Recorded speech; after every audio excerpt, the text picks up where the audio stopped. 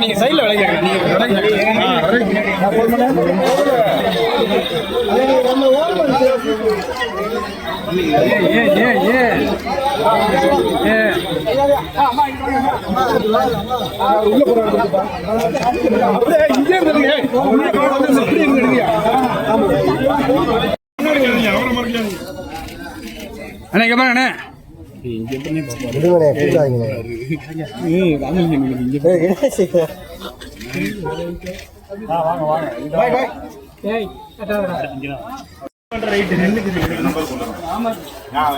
கொஞ்சம் பின்னாடி கொஞ்சம் ராம பின்னாடி வாங்க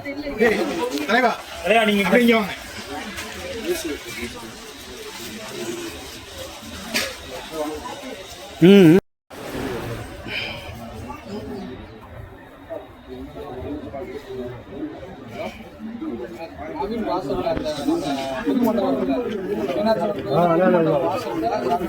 இன்னைக்கு மதுரை மத்திய தொகுதியில் இருக்கக்கூடிய பிரசித்தி பெற்ற மீனாட்சி அம்மன் ஆசீர்வாதத்தோட இன்னைக்கு மதுரையில் இறங்கி மதுரை மீனாட்சி அம்மன் பகுதியில் இருக்கக்கூடிய குறைகளை நேரடியாக ஆய்வு செஞ்சோம்.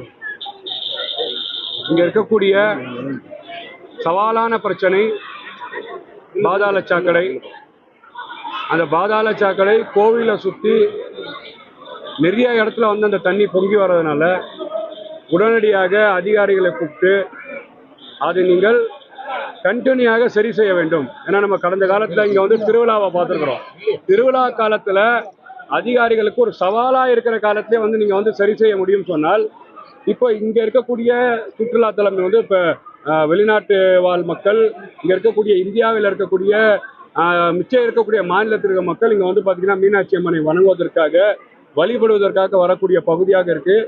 இங்கே துரித நடவடிக்கை எடுத்து இங்கே இருக்கக்கூடிய அத்தியாவசிய தேவையை, அது குப்பையாக இருந்தாலும் சரி, பாதாள சாக்கடை காவா போன்ற நிகழ்வாக இருந்தாலும் சரி, சாலை விளக்குகளாக இருந்தாலும் சரி, உடனடியாக நீங்கள் வந்து சரி செய்ய தரோன்னு சொல்லியிருக்கிறோம்.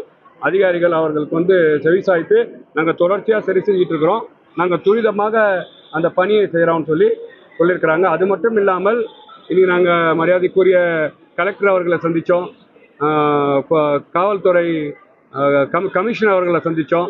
நாங்கள் மரியாதைக்குரிய தமிழக வெற்றி கழகத்தின் தலைவரும் ஹானபிள் சீஃப் மினிஸ்டரும் அவர்கள் தமிழ்நாட்டு அரசியலில் கோவிலுக்கு பக்கத்தில் இருக்கக்கூடிய, மசூதிக்கு பக்கத்தில் இருக்கக்கூடிய, சர்ச்சுக்கு பக்கத்தில் இருக்கக்கூடிய, பள்ளிக்கூடத்தில் பக்கத்தில் இருக்கக்கூடிய டாஸ்மார்க்களை உடனடியாக ரிமூவ் செய்ய வேண்டும். 714 டாஸ்மார்க்கை ரிமூவ் செய்யணும்னு சொல்லியிருக்கிறாங்க.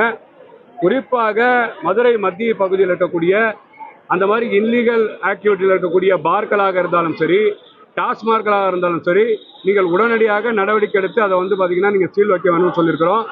அது மட்டும் இல்லாமல் மத்திய பகுதியில் எந்த கடையில் வந்து பார்த்தீங்கன்னா குட்கா எங்கேருந்து வருது, ஏன்னா கடந்த 2 நாள் முன்னாடி பார்த்துருக்குறோம். இந்த மத்திய பகுதியில் மாலிக் என்பவரை வந்து கைது செஞ்சுருக்கிறாங்க. இன்னொரு நபரை வந்து கைது செய்து எஃப்ஐஆரில் சேர்த்துருக்குறாங்க. இந்த குட்கா எங்கே போகுது அப்படின்ற அந்த கடை நபரை கூட வந்து எஃப்ஐஆரில் சேர்த்துருக்குறாங்க.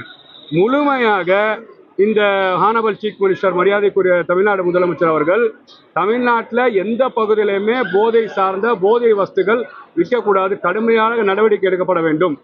இதுக்காக நீங்கள் வந்து யாராச்சும் வந்து இப்போ நாங்கள் வந்து பார்த்தீங்கன்னா கவுன்சிலர் பேசுகிறோம், பார்ட்டி சார்ந்து பேசுகிறோம், நீங்கள் எந்த துளியிலும் வந்து இதுக்கான ரெக்கமெண்டேஷனோ நீங்கள் இவங்க சொல்கிறாங்கன்னு சொல்லி பார்த்தீங்கன்னா அவங்களுக்கான சாத்தியமான விஷயங்களோ நீங்கள் செய்யக்கூடாது.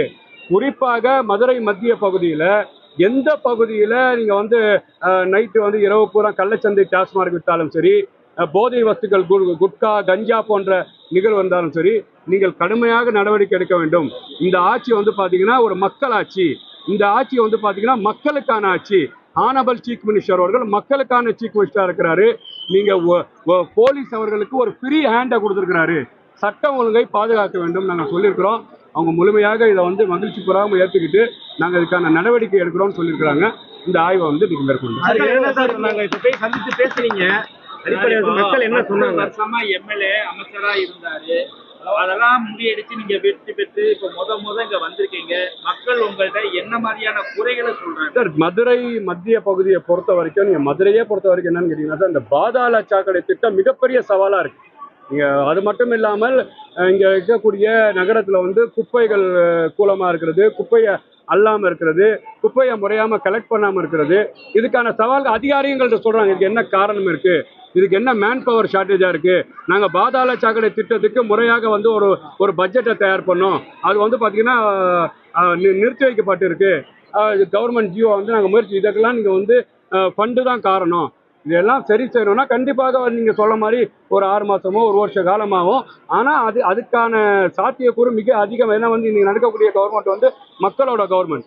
ஹானபிள் சீஃப் மினிஸ்டர் வந்து மக்களுக்கு அத்தியாவசிய பிரச்சனையாக இருந்தாலும் சரி, பெண்கள் பாதுகாப்பாக இருந்தாலும் சரி, உடனே நடவடிக்கை எடுக்க சொல்லியிருக்காரு.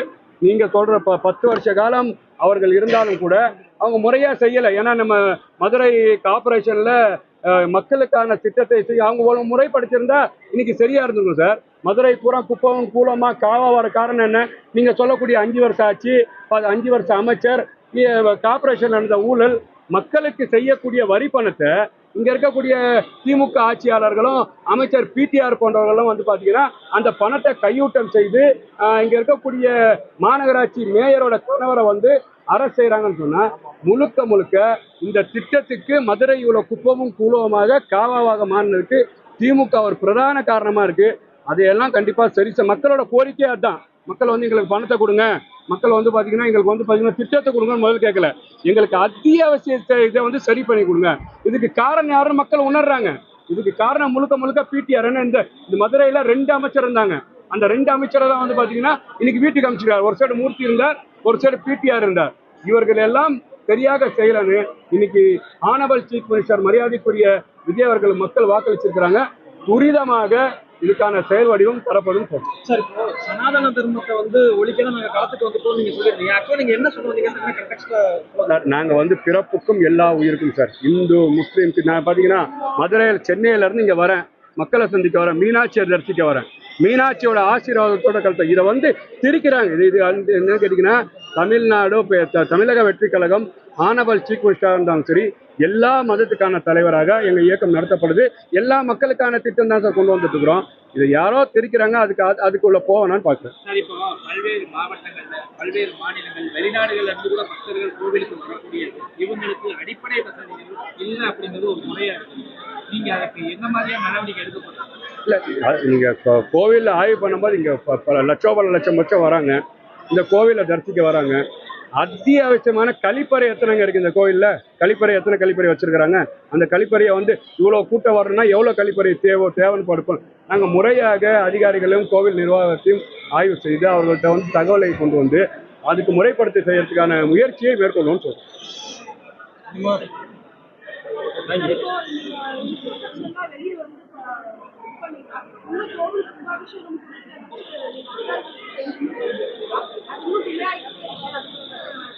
கண்டிப்பா கோவில் நிர்வாகிகளோடையும் அதிகாரியோடையும் கலந்து ஆலோசித்து மக்களுக்கு இது வந்து இந்த ஆட்சி வந்து பாத்தீங்கன்னா மேடம், இந்த ஆட்சி முழுக்க மக்கள் ஆட்சி. மக்களுக்கு என்ன தேவையோ அதை செய்யணும். அப்போ மக்களுக்கு என்ன தேவைன்னு செய்யணும்னா அரசு அதிகாரிகளோடையும் அங்க இருக்கக்கூடிய நிர்வாகத்தோடையும் ஆலோசித்து மக்களுக்கு என்ன வந்து கொடுக்க முடியுமோ அதை முறையாக கொடுப்போம்னு சொல்றேன்.